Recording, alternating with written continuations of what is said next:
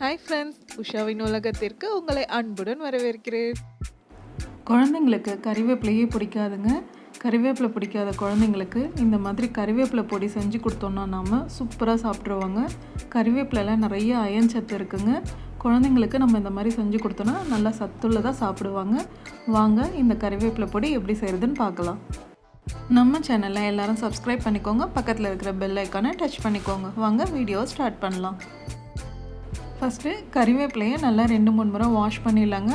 நம்ம வாஷ் பண்ண கறிவேப்பிலையை இந்த மாதிரி கொலாண்டரில் போட்டு வச்சிட்டோன்னா அதில் இருக்கிற தண்ணி எல்லாம் வடிஞ்சிருங்க. தண்ணி இல்லாமல் இருந்தால் தான் நம்ம ரொம்ப நாளைக்கு ஸ்டோர் பண்ண முடியும். கறிவேப்பிலையை நல்லா ஃப்ரெஷ்ஷாக எடுத்துக்கோங்க, அப்போ தான் நல்லா வாசனையாக இருக்கும். இப்போ ஒரு பேன் எடுத்துக்கலாம். அந்த பேனில் 3 டீஸ்பூன் கடலைப்பருப்பு சேர்த்துக்கலாம். கடலைப்பருப்பு பாதி செவந்ததுக்கப்புறம் உளுத்தம்பருப்பு 5 ஸ்பூன் சேர்த்து ரெண்டும் நல்லா செவந்து வர அளவுக்கு வறுத்து எடுத்துக்கலாம்.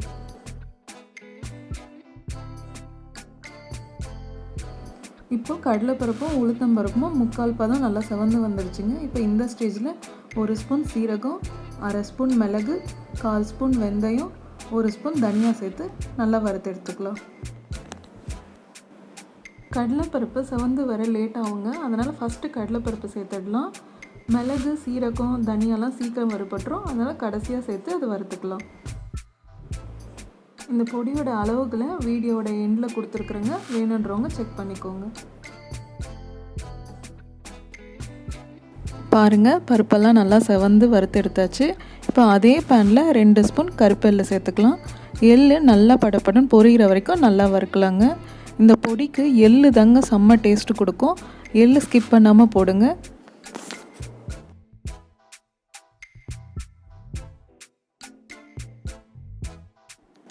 பாருங்கள், எள்ளு நல்லா வெடிச்சிடுச்சு. இப்போ எள்ளு எடுத்துடலாம். நான் இன்றைக்கி இந்த ஸ்பூனில் தான் எல்லா அளவுகளையும் எடுத்துங்க. இந்த ஸ்பூனில் 1 ஸ்பூன் கல்லுப்பு எடுத்துக்கிறேன். கல்லுப்பில் கொஞ்சம் ஈரம் இருக்கும், அதனால் லேசாக வறுத்துக்கலாம். ஒரு 1/4 ஸ்பூன் பெருங்காயம் சேர்த்துக்கலாம். அதே பேனில் 1/2 ஸ்பூன் நல்லெண்ணெய் விட்டுருக்குங்க. எண்ணெய் லேசாக காஞ்சதும் 8 காஞ்ச மிளகா, 2 காஷ்மீரி சில்லி சேர்த்துக்கிறேன். உங்கள் காரத்துக்கு ஏற்ற மாதிரி நீங்கள் மிளகாய் சேர்த்து லேசாக வறுத்து எடுத்துக்கோங்க. மிளகாவை கருக விடாமல் பார்த்து பக்கத்துலேயே நின்று எடுத்துருங்க. மிளகாய் கருகிடுச்சுன்னா டேஸ்ட் மாறிடும். நல்லா தண்ணி வடிஞ்சிருச்சுங்க. நான் இன்றைக்கி 3 கைப்பிடி கருவேப்பிலை எடுத்துருக்குறேங்க. அதில் இருக்கிற ஈரப்பதெல்லாம் போகிற அளவுக்கு நல்லா கிறிஸ்பியாக வறுத்து எடுத்துக்கலாம்.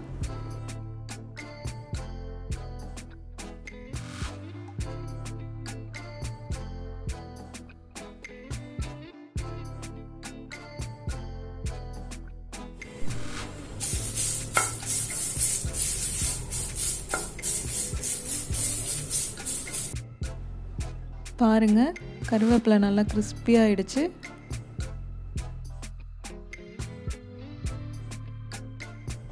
ஃபஸ்ட்டு கருவேப்பிலையை பொடி பண்ணி எடுத்துக்கலாம். கருவேப்பிலை கொஞ்சம் பொடியானதும் நம்ம வறுத்து வச்ச காஞ்ச மிளகா, பருப்புங்கள்லாம் சேர்த்து நல்லா கொரகொரப்பாக அரைச்சி எடுத்துக்கலாம்.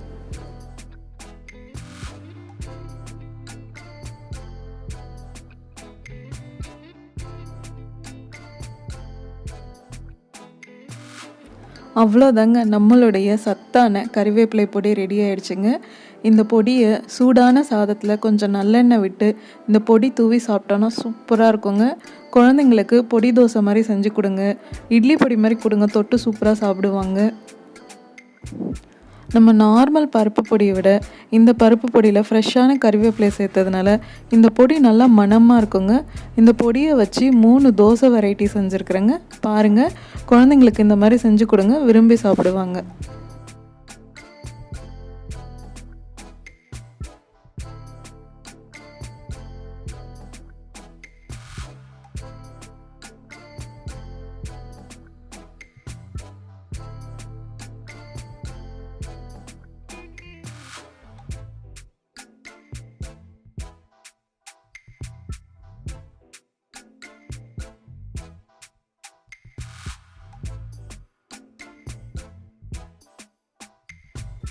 இந்த பொடியை நீங்கள் உங்கள் வீட்டில் செஞ்சு பாருங்கள். உங்களோட ஃபீட்பேக்கை கமெண்ட்டில் சொல்லுங்கள்.